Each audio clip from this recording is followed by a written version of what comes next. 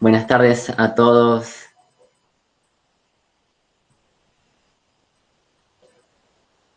Mi nombre es Santiago. Ahora me está viendo. Eh, Soy estudiante de Ingeniería Biomédica del FCFIM. Vamos a seguir adelante con nuestra jornada y es momento de dar inicio el bloque titulado Tecnologías para Tratamiento, donde vamos a explorar distintas herramientas, dispositivos y enfoques innovadores aplicados al tratamiento de la epilepsia. Al finalizar las charlas del mismo bloque, tenemos un momento para preguntas que desde ya pueden ir dejando en el chat mientras van surgiendo o al finalizar en el correspondiente momento de debate. En este momento les propongo comenzar con la primera presentación, que en este caso nos acompaña, como habrán visto, el doctor Federico Arguisain, bioingeniero egresado de la Universidad Nacional de Entre Ríos y doctor en Ciencias e Ingeniería Biomédica por la Universidad de Aalborg, en Dinamarca. Actualmente se desempeña como director asociado de integración de producto y ciencia en la empresa Unique Medical con sede en Dinamarca. Previamente ejerció como profesor asistente en el Departamento de Ciencia y Tecnología de la Salud de la Facultad de Medicina de la Universidad de Aalborg. Como ya sabrán, él nos acompaña de Dinamarca. Así que en esta oportunidad, Federico nos va a compartir su trabajo sobre tecnologías orientadas al monitoreo y la predicción de crisis epiléptica. Te escuchamos con atención, Fede. Muchas gracias, Santi, por la presentación y bueno, buenos días a todos allá y buenas tardes para algunos que estén también más cerca de mi uso horario. Como decía Santi, voy a tratar de presentarles un poco lo que es la tecnología en cuanto a monitoreo y predicción de crisis epilépticas. Y quería empezar sobre todo, ya Santi lo dijo, pero trabajo en UNIC, que es una empresa danesa que desarrolla exactamente equipos en este campo y bueno, por eso tenía que hacer la primera declaración de intereses para limpiar todo eso de antemano. Y me gustaría continuar definiendo un poco lo que son las crisis epilépticas, que ya lo escuchamos en la charla anterior, muy bien presentado por los doctores y también por Rocío, y también un poco lo que se busca con el tratamiento, ¿no? Porque como lo han dicho en las charlas anteriores, las crisis epilépticas son descargas eléctricas transitorias que se originan en el cerebro y que producen una serie de síntomas motores, sensoriales o incluso también alteraciones de conciencia y comportamiento. Y lo que se busca con el tratamiento es, en mayor parte, tratar de suprimir completamente o tal vez reducir la frecuencia de esas crisis y también su gravedad para mejorar un poco la calidad de vida de las personas que las padecen.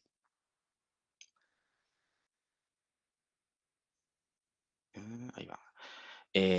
Hay una clasificación porque hay un gran número de diferentes crisis.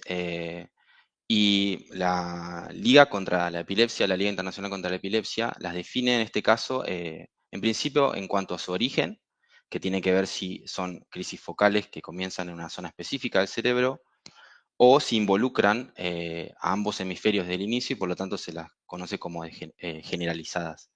También, por supuesto, puede ser que el origen sea desconocido o simplemente no haya sido clasificado.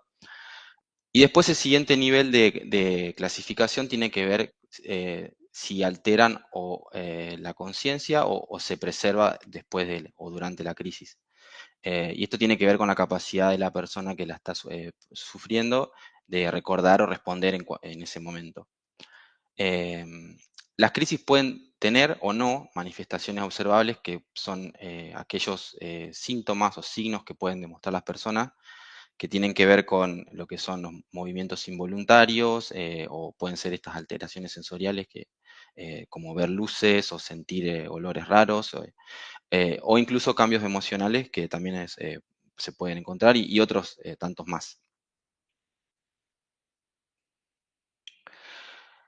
¿Y por qué es importante registrar las crisis? Bueno, esto también lo nombró Rocío en su momento y lo introdujo muy bien, de que sabiendo el número y tipo de crisis que la persona tiene durante un periodo, es fundamental para tener un tratamiento óptimo, porque de esa manera el neurólogo puede utilizar esa información para correlacionarla con los cambios de dosis o combinaciones que hacen de fármacos y evaluar cuál es la respuesta ante ese cambio. Y también sabiendo el número y el tipo de crisis que la persona tiene, puede ayudar a comunicar, tener esa comunicación que también nos contaba Rocío, que ella tenía con su neuróloga, en cuanto a cómo llevar su vida, ¿no? Porque hay muchas cuestiones que son afectadas por esas crisis que tienen que ver con tal vez el sueño, las condiciones en las que uno está trabajando, el hecho de poder o no manejar vehículos y bueno, y otras cosas similares. Eh, Como decía también Rocío hoy, para la misma persona con epilepsia saber la frecuencia y tipo de crisis le permite asegurarse de que eso esté tenido en cuenta en el tratamiento, como así todas las sensaciones de las que estaba sintiendo en ese momento. Sin embargo, siempre hay ciertos desafíos en cuanto al monitoreo e incluso también en el diagnóstico. Y sobre todo tienen que ver con cuando las crisis son infrecuentes, ¿no? Eh, s- Cuanto más infrecuente una crisis, más largo es el registro que es necesario realizar para tener una medición objetiva de eso y poder realmente determinarla. Em, Pueden acá ver en la derecha este gráfico que demuestra para distintas frecuencias de crisis, que puede ser, por ejemplo, desde alguien que pueda tener alguien de 2 por semana, hasta tal vez muy infrecuentes en el caso de una por año, cómo en función de los días que uno tiene registra, cuál es la probabilidad de detectar una crisis, ¿sí? Y cuando las crisis son frecuentes, con pocos días, como decía, contaban hoy, tal vez un registro de 5 días, es muy probable que haya un registro donde se tenga una información muy detallada de esa crisis y se pueda hacer un diagnóstico claro. Ahora, si las crisis empiezan a ser cada vez menos frecuentes en las personas, que puede ser el caso, eh, el registro en el hospital es más complicado. Y en muchos casos incluso terminan siendo no documentada ninguna crisis durante ese registro. También hay otras cuestiones que tienen que ver más con las personas o los mismos cuidadores, y es que muchas crisis no son siempre advertidas. Y esto tiene que ver porque puede ser que ocurran cuando la persona está durmiendo, en el caso de las crisis nocturnas, o incluso cuando suceden y alteran la conciencia que luego después la persona no la recuerda, ¿no? Entonces, si nosotros queremos un poco monitorear las crisis de una manera que sea más óptima para tratar de encarar ese problema que les nombraba antes, hay ciertas necesidades que podríamos empezar a cubrir y en eso es donde la tecnología nos puede dar una mano. Y cuando nos enfocamos en las necesidades que tiene el profesional de la salud, en principio ellos cuentan con todo ese registro subjetivo de las personas que tiene que ver con el diario y su propio análisis clínico que realizan en cuanto a toda la evidencia que van juntando eh, durante el diagnóstico. Pero las métricas objetivas que uno puede obtener durante la etapa donde la persona está en su casa, viviendo su vida normal, eso es algo que podría complementar mucho toda esa información existente. Eh, y es importante que si esas métricas objetivas uno las obtiene, que no sea algo que después le lleve mucho tiempo eh, analizar o producir, porque ya sabemos todos que un médico por lo general está muy ocupado y no tiene que ser algo que le genera una sobrecarga en cuanto a que no sea manejable, ¿no? Por otro lado, si uno quiere monitorear las crisis de manera objetiva, como paciente o familiar, necesita algo que sea sencillo, y eso es algo por ahí que es general para muchos dispositivos, pero es fácil de entender que tiene que haber cierta facilidad en el uso, tiene que ser fácil de entender también cómo responde el dispositivo, y sobre todo algo que también vamos a escuchar más adelante en las charlas de hoy, el tema de que sea discreto y que no genere estigma, ¿no? Hay muchos problemas respecto a eso y bueno, uno tiene que tratar de tenerlo todo en consideración cuando está pensando en este tipo de dispositivos.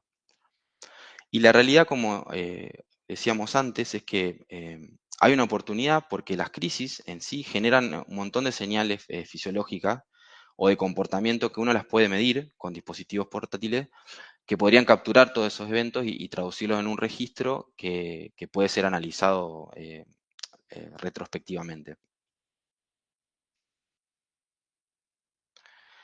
Para eso encontramos hoy en día un montón de dispositivos de monitoreo que existen en la actualidad y su objetivo es, como decía antes, proveer información objetiva de manera que uno pueda cuantificar el número de crisis que van sucediendo, sobre todo cuando uno está fuera del hospital, ¿no? Cuando está en su casa. Eh, y hay una gran cantidad que tiene mucho que ver, como decía en principio, por el tipo de medición que uno está haciendo en cuanto a qué señal estamos tratando de adquirir, pero también el tipo de crisis que uno realmente está tratando de evaluar, ¿no? Y si nos enfocamos en lo que decía de las señales, lo más directo, uno podría decir, bueno, en el hospital ya sabemos se usa muchísimo la electroencefalografía de superficie con video para hacer diagnóstico durante varios días de internación. Bueno, el primer paso fue llevar eso a la casa con un sistema portátil, como pueden ver en este gráfico superior a la izquierda. Y a partir de ahí han surgido otros dispositivos más miniaturizados para, para poder hacer registros de EG, que pueden ser de oído o mismo de superficie por medio de parches, que intentan un poco cumplir la misma función, pero bueno, en este caso sin la parte de video y tal vez con canales que no son los convencionales a los que los doctores están acostumbrados. Para registros por ahí de más extensa duración, puede ser meses o años. Existen hoy en día sistemas como, bueno, en la empresa en la que trabajo yo, de sistemas de eje subcutáneo, donde se utiliza un implante que va por debajo de la piel y un dispositivo externo que le da energía y registra todas las señales y las transmite afuera para su posterior análisis. También tenemos otro grupo de sistemas, también un poco comparado con lo que decíamos del video de G, que simplemente miran el comportamiento y pueden hacer análisis completo de imágenes, simplemente eso. Entonces no hay ningún sensor que involucra a la persona en sí, pero simplemente con el análisis de video se puede hacer para algún tipo de crisis una detección de ellas por medio del análisis de las imágenes. Y por último, también tenemos otro tipo de señales también que se pueden registrar y que cambian muchas veces cuando las personas tienen crisis. No siempre son súper específicas, pero sí combinando algunas de ellas se puede tener una detección y una sensibilidad a las crisis bastante aceptable, sobre todo para determinados tipos. Y eso puede ser, por ejemplo, midiendo cambios de frecuencia cardíaca, movimiento o mismo actividad muscular, ¿no? Para cuando uno tiene una crisis que tiene un componente motor. Em, Cada uno de estos dispositivos tiene una carga diferente para el usuario. No es lo mismo tal vez andar con un reloj que estar en casa con un gorro y una cámara. Y claramente tiene mucho que ver con lo que el médico está buscando registrar y como decía antes, el tipo de crisis. La mayoría de estas tecnologías que vemos, que le estoy mostrando acá, es tecnología emergente, que significa que no son masivamente usadas hoy en día porque son muy recientes y sobre todo porque falta evidencia clínica robusta que nos justifique incorporarla en los sistemas de salud. Entonces, no hay que enojarse con el neurólogo si todavía no te lo ofrece, porque la realidad es que ellos no cuentan con evidencia que justifique su uso y que les dé cierta certeza de que ese sistema es efectivo para generar un cambio, en este caso, calidad de vida, por ejemplo, ¿no? Muchos de estos dispositivos también están diseñados para proveer detecciones en tiempo real que se pueden usar como sistemas de alarma. Paso siguiente. Como les decía, estos registros pueden ser utilizados durante mucho tiempo, pueden ser semanas o meses, lo que significa que si los tuviéramos que revisar de manera manual es prácticamente imposible. Imagínense tener que ir por páginas y páginas de señales para un médico sería imposible, ¿no? Y en eso es donde podemos utilizar, en este caso hoy en día más todavía, las herramientas que nos brinda la inteligencia artificial, sobre todo para hacer algoritmos para la detección de patrones. Hoy más tarde también vamos a ver otros ejemplos que no los tenía en el anterior, pero hay algunos dispositivos que sobre todo están más orientados al tratamiento, que también permiten registrar crisis y que son de sistemas invasivos que van por dentro del cerebro. Y bueno, y hoy vamos a tener una charla sobre todo de este tema. Y el beneficio de estos algoritmos es claro, ¿no? Le permite al profesional de la salud que en vez de tener que mirar todos estos registros, solo enfocarse en aquellos momentos donde potencialmente hay algo interesante y que ellos pueden después, con su criterio experto, evaluar y decidir si es realmente lo que buscan. El mayor desafío con todos esos algoritmos es que, sobre todo los de inteligencia artificial, necesitamos muchos datos para entrenarlos, para que conseguir la performance que uno está buscando.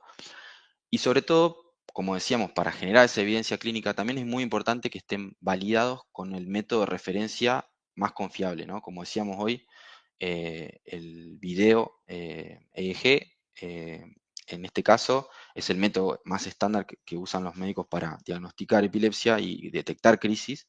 Entonces, lo que necesitamos son datos que estén tal vez registrados en forma a la par entre de estos dos sistemas y uno puede hacer la comparación qué tan bueno es nuestro nuevo método con este otro que es el que se llama generalmente gold standard, ¿no?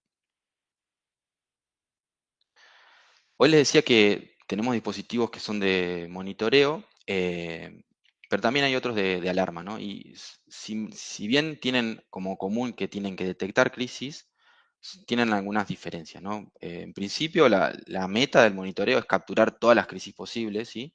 Por lo cual se prioriza que tengan alta sensibilidad, así que detecten lo más posible los eventos eh, a merced de tal vez detectar algunos que no son crisis y el profesional tiene que al algoritmo decirle, no, esto no, te equivocaste.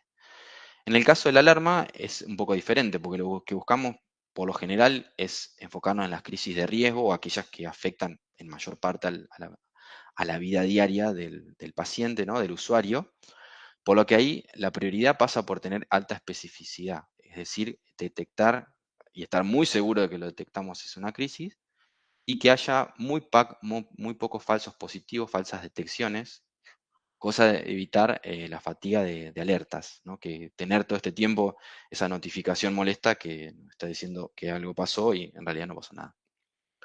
En el monitoreo siempre podemos hacer un análisis retrospectivo. Uno puede hacer un registro y luego mirar los datos posteriormente. En las alarmas, por lo general, se necesita una respuesta inmediata, ¿no? Cuanto más rápido, mejor, sobre todo por crisis que son tal vez que pueden generar una situación de peligro, es importante reaccionar a tiempo, ¿no? Y muy importante también comunicarlo a todos los cuidadores de forma redundante para evitar de que los mensajes se pierdan. Eh, claramente cuando es monitoreo el riesgo es menor y estamos hablando por lo general de un apoyo diagnóstico y simplemente nos enfocamos que cuando validamos esos algoritmos o ese sistema, que los datos sean exactos, ¿no? En cambio, cuando hablamos de alarmas, hay una acción inmediata que está involucrada y hay un mayor riesgo residual, lo cual el análisis pasa más por el tema de los riesgos que implica este sistema nuestro el nuevo que estamos intentando validar. Bien, por otro lado, lo que teníamos por último era el tema de la predicción de crisis, que uno se pregunta por qué sería interesante predecirla. Bueno, si uno podría predecir las crisis con cierto margen, podría prevenir riesgos, ¿no? Porque las crisis generan en muchos casos traumatismos por caídas y hay otros riesgos asociados, como la muerte súbita, que uno podría potencialmente evitar si uno tuviera un aviso con anticipación. También le podría dar una ventana de rescate al paciente, para tal vez administrar una medicación que pueda suprimir esa crisis o disminuir eh, su efecto, o incluso también posponer actividades, ¿no? Que por ahí de riesgo, si por ahí pensábamos ahí andar en bicicleta y nos avisan de que una crisis es inminente, por ahí uno puede tomar una decisión, quedarse más tranquilo, tomar resguardo, ¿no? Y por tener esta información muchas veces para el usuario eso le puede generar cierto empoderamiento porque de cierta manera podría disminuir la ansiedad. Para los profesionales de la salud, tal vez podría generar una herramienta para planificar mejor los estudios. Como le decía hoy temprano, en muchos casos los estudios terminan con un resultado negativo si las crisis de vuelta no son muy frecuentes, pero si uno pudiera tener cierto pronóstico de cuándo las crisis son más probables, tal vez permitiría planificar mejor y tener una mayor chance de capturar una crisis en un lugar donde podemos realmente caracterizarla completamente. Hay dos términos que se utilizan y se cambian de forma indistinta, que tienen que ver con predicción y pronóstico, pero en realidad son un poco diferentes. Cuando uno hace una predicción de una crisis, lo que sí da una alerta y hay un tiempo o horizonte de predicción donde la crisis no debería suceder y luego un periodo de ocurrencia donde inminentemente uno esperaría que ocurra, ¿no? Y ahí es lo que le hace tiempo al usuario, a la persona con epilepsia en este caso, de tomar un cierto resguardo. En el pronóstico es un poco diferente. Lo que se hace se le da un indicador de probabilidad, es decir, qué tan probable en el siguiente periodo o horizonte de pronóstico, qué probabilidad hay de que ocurra una crisis. Y eso puede ir siendo evaluado constantemente y adaptado, ¿no? Qué tan largo es ese horizonte es también lo que lo hace cada vez más difícil. Cuanto más anticipación pedimos, más estamos exigiendo al sistema de predecir algo, ¿no? Hay avances muy significativos en el área, pero todavía falta bastante, porque sobre todo no hay muchos estándares que definan cómo evaluar estos algoritmos y tampoco hay muchas mediciones en entornos del mundo real que permitan validar realmente eh, cómo funcionan.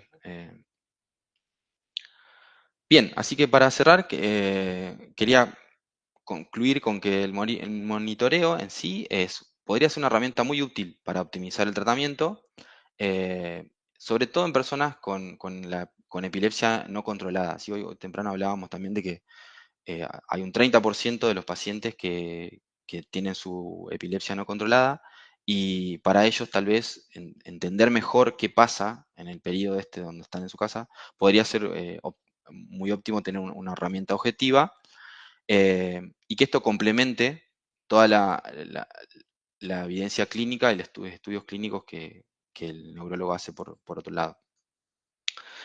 Los dispositivos, como le decías, son tecnologías emergentes que están en constante evolución. Hay una gran variedad y depende mucho del tipo de crisis que estamos queriendo detectar. Em, para que sean masivamente usados, todavía se necesita evidencia clínica. Hay muchos dispositivos que están trabajando para eso. Y una vez que eso se demuestre, posiblemente uno empieza a ver más y más que sean recomendados, porque también van a estar incluidos en los sistemas de salud y va a haber posiblemente reintegro y ese va a ser más fácil de prescribir, ¿no? Eh, como también hoy se hablaba temprano, es fundamental el diálogo entre pacientes y neurólogos para entender la tecnología y sobre todo para elegir cuál es el dispositivo adecuado para cada uno, porque depende mucho de cada diagnóstico, de cada tipo de crisis. Eh, y por último, bueno, lo que decía de los algoritmos de predicción tienen resultados prometedores, todavía falta muchísimo y hay un largo trecho hasta que esto pueda ser clínicamente utilizado, pero va en buen camino.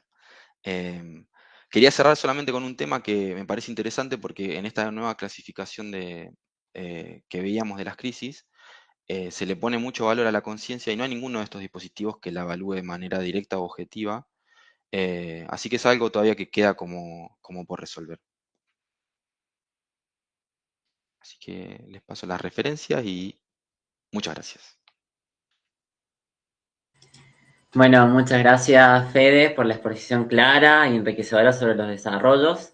Y bueno, tu trabajo, sin duda, esta presentación nos da una perspectiva de nuestra carrera, ¿no? De cómo la ingeniería biomédica también puede abordar este tema de la epilepsia. Muchas gracias.